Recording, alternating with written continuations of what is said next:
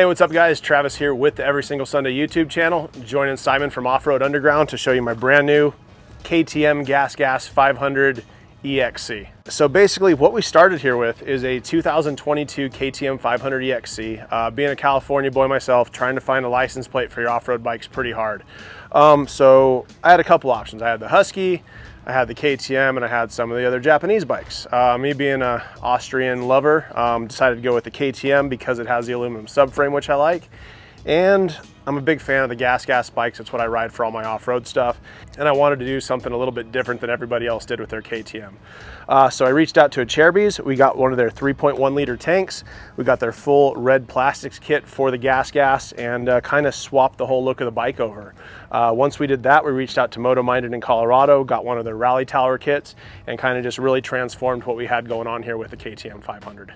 So once we got the kind of basic look we were going for with the bike, I wanted to really bump up the power on it and make it run a little bit better. From the factory, these 22 500s run very, very good, but they're detuned a little bit for smog regulations and all that fun stuff. So we reached out to Taco Moto Co and we got one of their tuners for the bike. It comes with custom mapping. We got rid of all the smog equipment on the bike. We did an end cap from Fastway. We plan on putting a full FMF system on the bike down the road. They're just unavailable right now, so this Fastway end cap kind of opens things up, lets it breathe, and just kept on moving through, taking a couple things off we didn't want on there, adding some other ones. As far as suspension, we're running the stock fork housing, which is the WP Explorer that comes with the bike, but we're running the cartridge kit also from WP called the 6500. Basically, it transforms the suspension to something you will absolutely love. It takes big hits, it works good in the fast stuff, the slow stuff, all over. And then in the back, we went with one of the WP track shocks, and that really took care of the rear suspension as well. So one of the biggest things on the bike that everybody notices is the rally tower. You don't see a lot of them running around, and Motominded out of Colorado actually produces this tower. It goes on all the Austrian bikes, and they make them for some of the others, and it's an actual bolt-on application. There's a couple plates here that sandwich the frame, squish in, and you can remove the whole thing in about 20 minutes if you want to take it off and go back to being an off-road bike. So on an actual rally race bike, you're going to have a lot more stuff here with your road bike and other stuff. I don't race rally. I'm more of a trail rider, so I run this Trailtex Voyager Pro right here. It has all the maps, all the routes for the different events I'm doing, and then there's also a spot to mount your stock computer. Headlights are taken care of by Baja Designs. There's a couple of the squadron lights up front with different beam patterns, and those actually wire into the stock headlight switch, so you have access to your low beam and your high beam from the factory with a plug-and-play situation. In the braking department, we wanted to step up the factory game. These bikes come with very good brakes already, but we went to the Galfer Tsunami wave rotors, solid in the back, floating in the front, and we also did an oversized rotor in the front with one of Galfer's adapters, threw on the sintered pads, and now this bike stops as good as it goes. So in the controls department, we switched up a few things to get the bike to feel how I like my bike to feel.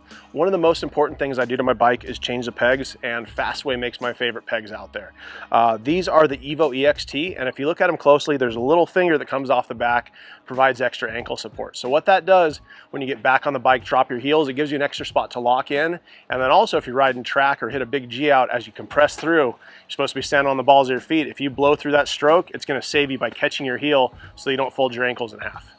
In the handlebar department, we went with the Pro Taper Evo handlebar with the Wyndham bend. It's a little bit taller. I like to run that in the forward position. So for triple clamps on this bike, I've actually left the stock cast clamps on it. I like them because they absorb the bumps. They're a little bit smoother as you ride.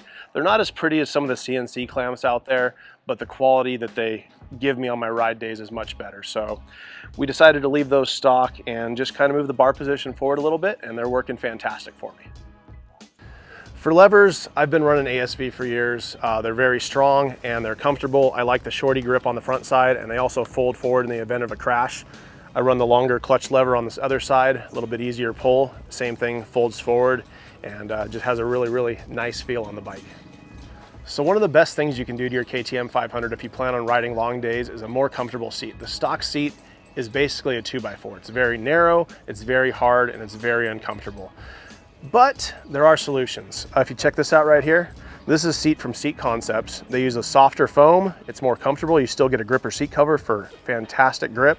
It's a little bit wider in the back for when you sit down, and it's narrow in the front, so when you stand up on the bike, you can still move around on it just fine. So to complete the look of the bike, like I said, we got the Acerbis plastics and some other stuff, but we reached out to Authentic Designs in Southern California to do our graphics here, and they came up with this awesome little replica kit. It looks very close to what the Supercross team's running, but I had my buddy Tristan redesign the goat up front, kind of like the Red Bull logo, but a little different. We have an AXP skid plate on the bottom to help deflect the rocks, and a few other little pieces that really tie the look of the bike in.